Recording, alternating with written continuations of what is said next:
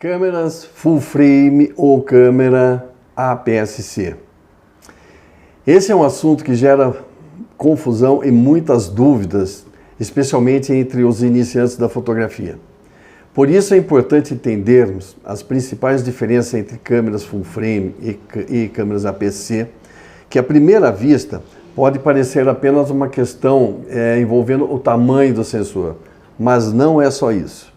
Existem outras coisas que nós devemos considerar, coisas importantes como a construção, as objetivas e principalmente a relação custo-benefício. Nesse vídeo eu mostro as vantagens e desvantagens de cada uma.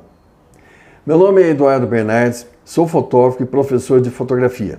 Para saber um pouco sobre o meu trabalho, visitem o meu site www.eduardobernardes.com.br, onde vocês encontrarão informações sobre os cursos de fotografia, de Lightroom e também sobre aulas particulares.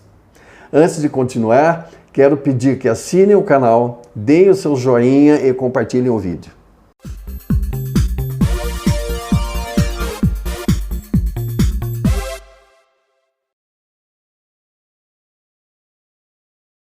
Inicialmente, precisamos entender as diferenças entre um sensor APS-C e um sensor full frame. O termo full frame, que quer dizer quadro completo, refere-se ao sensor do mesmo tamanho de um negativo de filme 35 mm, cujas medidas são 36 por 24 mm. Já o sensor APS-C é menor e possui cerca de 22 por 15 mm, podendo haver pequenas diferençazinhas conforme o fabricante. Quando a gente olha pelo visor óptico de uma câmera full frame, com uma objetiva de 50 mm, por exemplo, o ângulo de visão é de aproximadamente 47 graus. Já numa câmera APS-C, com essa mesma objetiva de 50 mm, esse ângulo de visão passa a 31 graus, ou seja, menor. Isso acontece pelo fato do sensor APS-C ser menor e é o que chamamos de fator de corte. A luz atravessa as lentes da objetiva e atinge o sensor com uma imagem circular. O fator de corte é a diferença entre a imagem que chega até o sensor e quanto ele consegue captar dessa imagem. Em uma câmera full frame, o sensor irá captar uma área maior do que em uma câmera com sensor APS-C. Nas câmeras da Canon, o fator de corte é de 1.6, ou seja, nós multiplicamos a distância focal por 1.6. Por exemplo, numa objetiva de 50 mm, a distância focal é 50 mm, mas a imagem que nós vamos receber da câmera será de 80 mm, equivalente a 80 mm, porque nós multiplicaríamos 50 por 1.6, o que dá 80. É importante dizer o seguinte: a distância focal, assim como todas as características de uma objetiva, não se alteram devido ao fator de corte.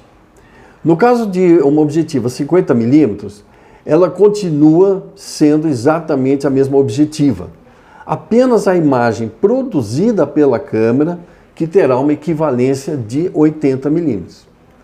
Nas câmeras da Nikon, assim como nas câmeras da Sony, o fator de corte é de 1.5. Ou seja, ao utilizarmos uma objetiva de 50 mm, a imagem produzida pela câmera terá uma equivalência de 75 mm.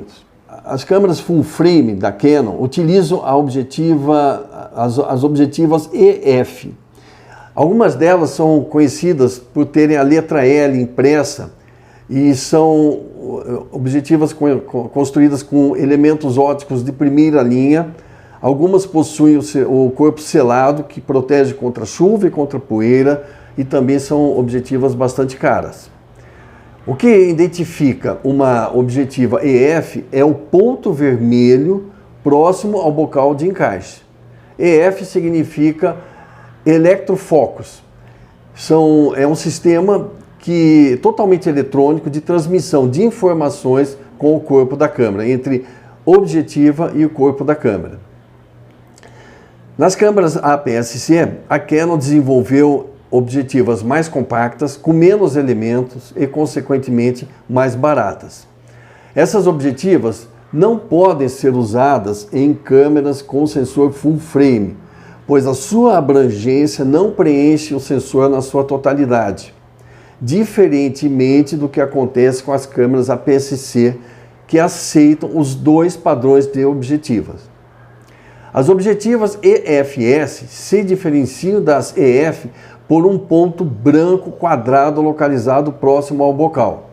EFS significa Electro Focus Short Back. Traduzindo, uma tradução meio estranha que fica, é foco eletrônico curto posterior. Se nós formos considerar vantagens e desvantagens de câmeras APS-C e câmeras full frame, e começando pelas câmeras full frame, o que eu posso dizer é o seguinte: a resolução e nitidez das câmeras full frame são excelentes. São equipamentos bem construídos, robustos e muito resistentes. São câmeras seladas, protegidas de adversidades climáticas, como poeira e respingos de água. Consequentemente, elas têm uma durabilidade bem maior, uma maior faixa dinâmica, um maior ângulo de captura, fidelidade de distância focal da lente e uma resposta melhor também para os ISOs mais elevados.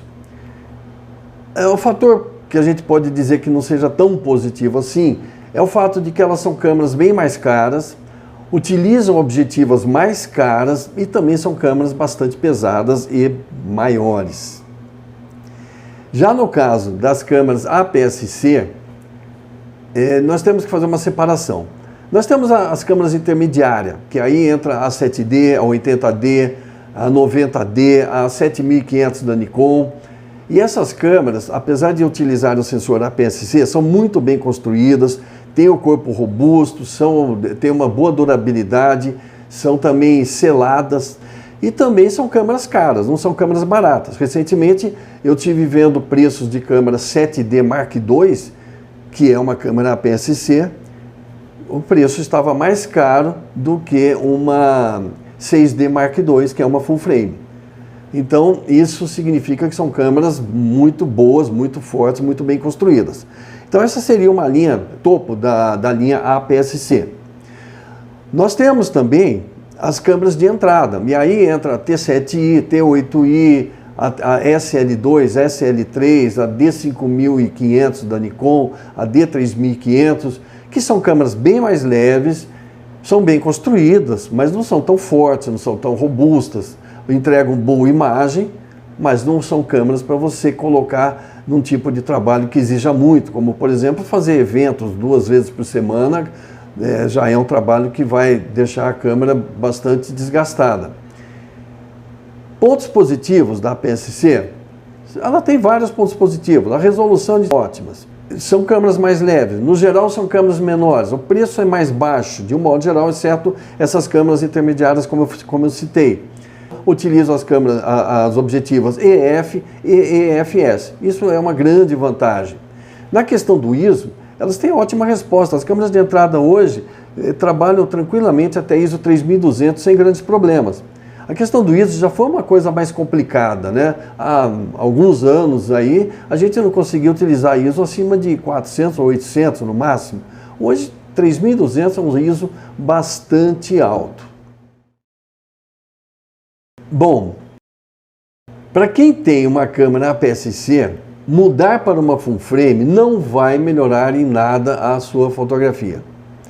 Isso é uma certeza. Não existe uma diferença perceptível quando você analisa uma foto produzida por uma ou por outra câmera. Vale muito mais você investir em objetivas, que aí sim você vai ter uma resposta de qualidade no seu trabalho, na sua fotografia. É muito mais importante aprender a explorar todos os recursos oferecidos pelo equipamento, aprimorar também a fotometria, independente do modelo de câmera e do formato de sensor. Considero que isso tudo é muito mais importante. E você investindo já em objetivas melhores, inclusive objetivas EF, quando você tiver a sua câmera full frame, você já tem um kit de objetiva bacana para começar a utilizá-la. Então, pessoal, espero que tenham gostado desse vídeo. Coloquem perguntas e sugestões que terei prazer em responder. Compartilhem e deem o like. Muito obrigado e até o próximo vídeo. Um grande abraço.